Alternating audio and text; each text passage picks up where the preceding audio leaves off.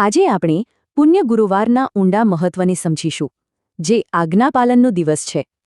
તો મૌડી શબ્દ લેટિન શબ્દ મેન્ડેટમ પરથી આવ્યો છે, જેનો સીધો અર્થ થાય છે આજ્ઞા. આ એ જ નવી આજ્ઞા છે જે ઈસુએ અંતિમ ભોજન વખતે આપી હતી, એકબીજાને પ્રેમ કરો. આ એક ઘટનાએ વિશ્વાસના બે મુખ્ય પાયા નાખ્યા, સંસ્કાર અને સેવા. ચાલો પહેલા પાયાને જોઈએ, સંસ્કાર. આ રાત્રિ કેમ આટલી ખાસ હતી?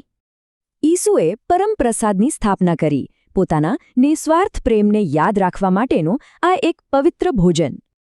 એ જ સમયે આ પવિત્ર વિધિઓને ચાલુ રાખવા માટે તેમણે પુરોહિત પદની પણ સ્થાપના કરી. એટલે આ દિવસ પુરોહિતો માટે પ્રાર્થના કરવા માટે એક ખાસ આહ્વાન પણ છે.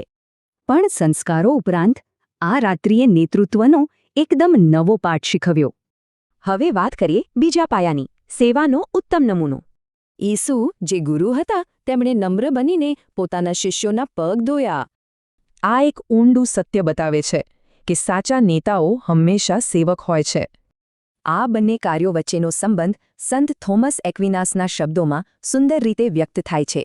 તેમણે પરમપ્રસાદને માત્ર પ્રતીક તરીકે નહીં, પણ પ્રેમના એક જીવંત સ્ત્રોત તરીકે જોયો.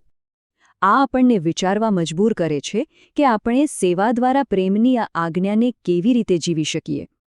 આ વિશ્લેષણ ગાંધીનગર આર્ચડાયોસિસના ફાધર કિરણ ગોહિલ દ્વારા તૈયાર કરેલ સામગ્રી પર આધારિત છે.